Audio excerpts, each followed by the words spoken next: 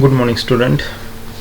Today we are going to study the science part 1, the chapter in a science part 1, first chapter, that is gravitation.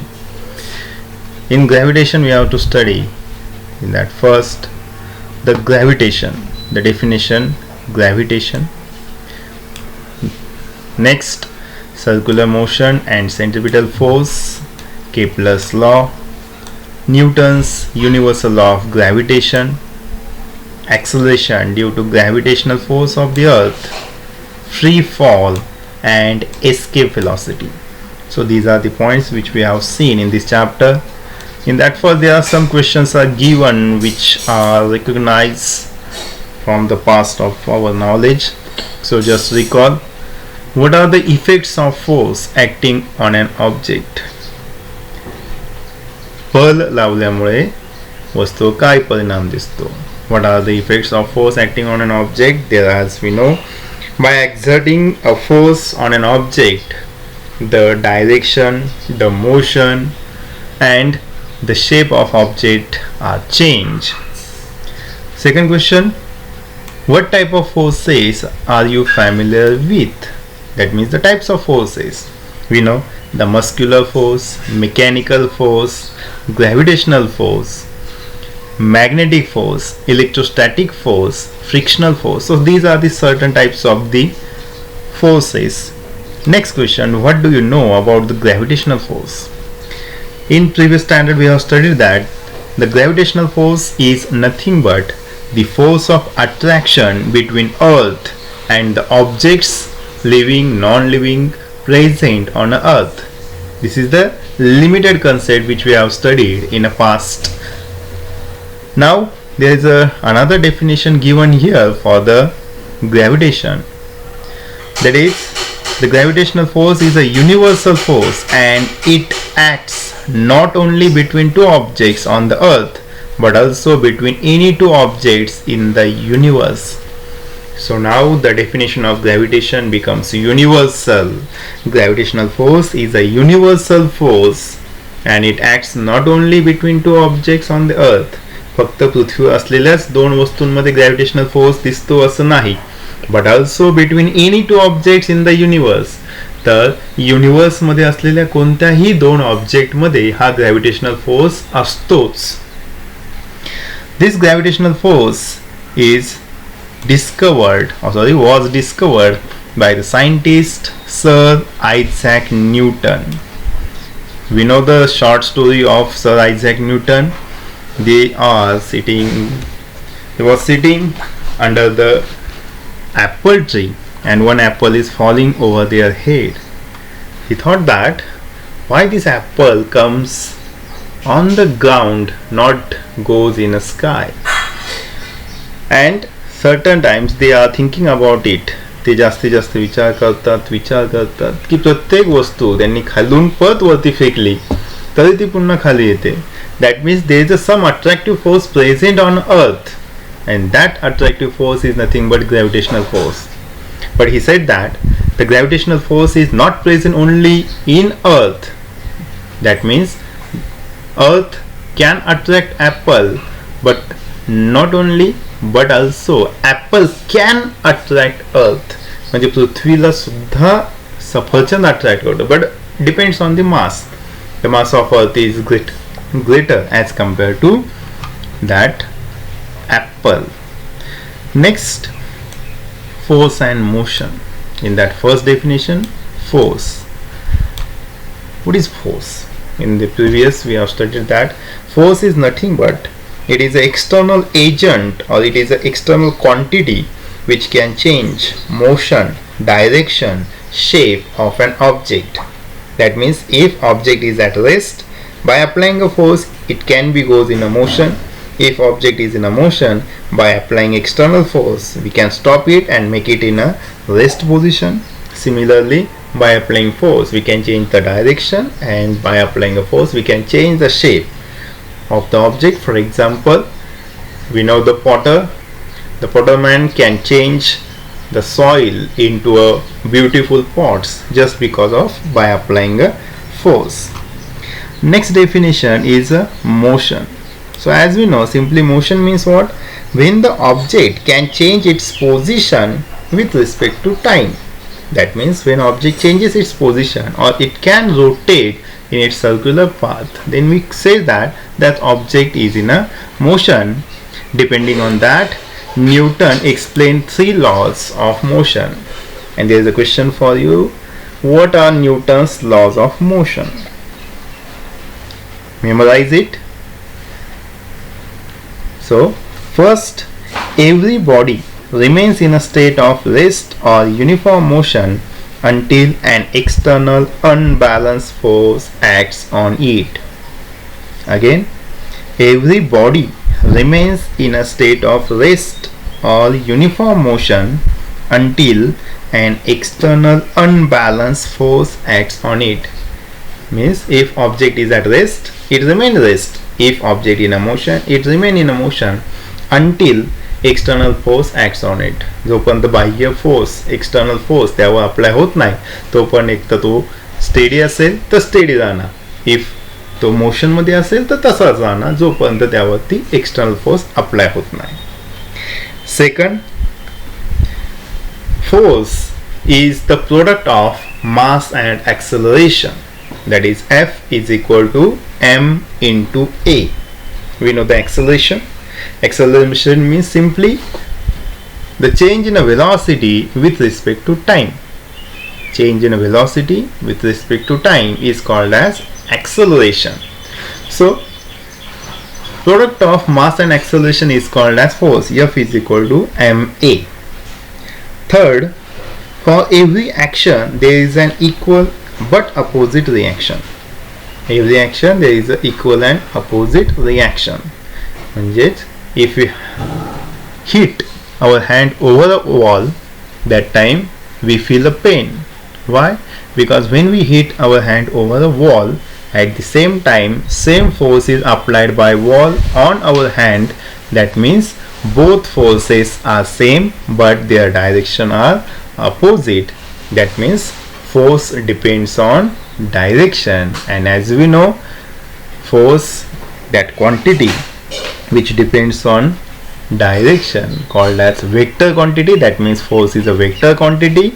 And another one, next point is circular motion and centripetal force. In that first, circular motion. So what is circular motion? Here in diagram we are observing that one boy having a thread, at the another end there is a stone is bind. When it rotated, there is a formation of circle called as circular motion. That means object is move around the center of that object forms a circle called as circular motion. That is, circular motion is a momentum of an object along the circumference of a circle or rotation along a circular path. This is the circumference of circle along which the object is revolved, forms a circle, therefore it is called circular motion. Which force are keeping this object in a circular motion? Think about it. See here in the next diagram B, when that boy releases that thread, release that stone goes in any other direction, but it is perpendicular to the radius of that circle, and it is a tangent. Tangent means it comes close to the circle or it is joined to that circle and goes in any direction. Why this happen? Because the stone is released. This stone is revolving in a circular path until it is holded in hand. That means that is central force attract, or the central force which revolve that stone around the circular path, and it is called as centripetal force. If you are seeing the definition of centripetal force, a force acts on any object moving along a circle and it is directed towards the center of the circle. This is called centripetal force. This is the most important definition. पेपरला बोर्डसाठी definition विचारली जाऊ शकते किंवा विचारली जाते. So memorize it. Centripetal force means what? Again, a force acts on any object moving along a circle and it is directed towards the center of the circle. This is called centripetal force. हा तुम्ही प्रयोग घरी सुद्धा करू शकता की दोरा घ्यायचा, एका बाजूला दगड बांधायचा, दुसरा आपल्या हातात धरायचा आणि गोल फिरवायचा. ज्यावेळेस आपण तो सोडतो त्यावेळेस तो कसा जातो, कोणत्या दिशेला जातो. म्हणजे जोपर्यंत आपल्या हातात दोरा आहे तोपर्यंत तो दगड गोल फिरतोय आणि आपण फिरवताना नीट ऑब्झर्व केलं आपल्या हाताकडे तर आपण त्या दगडाला थोडासा आतल्या बाजूला ओढत असतो आणि मग ते गोल फिरवत असतो. That means the force is directed towards the center. This is the word, directed towards the center of circle, and therefore it is called centripetal force. Okay, and if you know the example, the moon which revolved around the earth, that is it is a natural satellite of earth which revolved around the earth in a definite orbit, and this is because of centripetal force. Similarly, the solar system, that means the sun and all other planets are also having the centripetal force, due to which all planets are revolved around the sun in a definite orbit just because of centripetal force. Okay. Next point, Kepler's law. This is the most important point for board exam because numerous questions may be asked over it. State the Kepler's law, or another one, the diagrams are given. This diagram is given in a paper and they ask explain the diagram, state the laws. So most important question, it may be asked for 2 to 3 marks. So seeing that Kepler's first law, the orbit of a planet is an ellipse with the sun at one of the foci. The orbit of a planet is an ellipse with the sun at one of the foci. That means if we see here in a diagram, yes is the sun, it is at the focus, and this A is the planet which is shown in a bluish color. So if you observe that this A is revolved around the sun in an elliptical path, that means लंबवर्तुळाकार.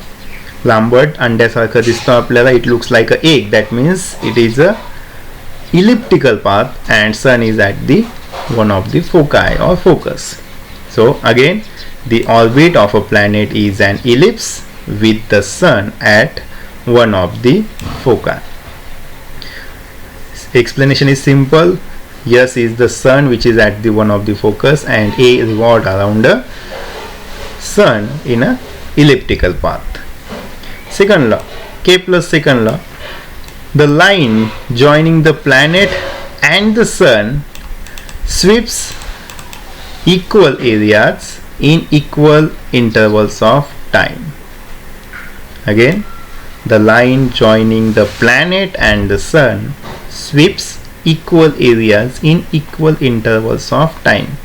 The line joining means here, इथे पहा, S आणि A यांना जोडणारी ही जी रेषा आहे, S आणि B ला जोडणारी रेषा C, that means the line ECS, DS, ES, EFS. So these are the lines. So the line joining the planet and the sun sweep म्हणजे जाणे और कव्हर करणे. So sweeps equal area, म्हणजे हा जो एरिया आहे 1, हा 2, हा 3 ब्ल्यू कलरने दाखवलेला, sweeps equal areas in equal interval of time.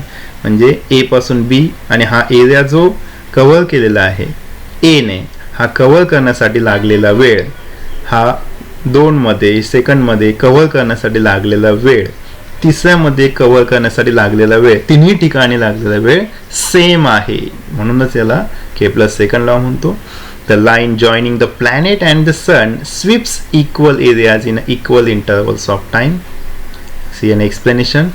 AB, CD, EF also are distances covered by the planet in equal time. म्हणजे A ते B, C ते D, E ते F जो लागलेला टाइम आहे तो सुद्धा सेम आहे.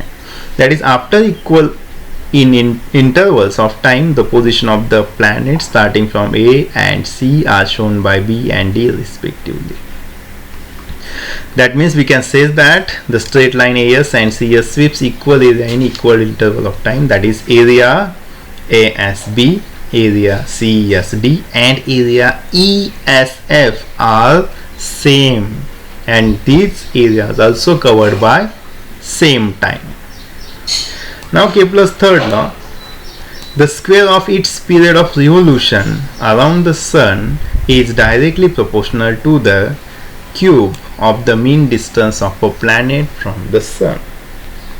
See again, the square of its period of revolution around the sun is directly proportional to the cube of the mean distance of a planet from the sun.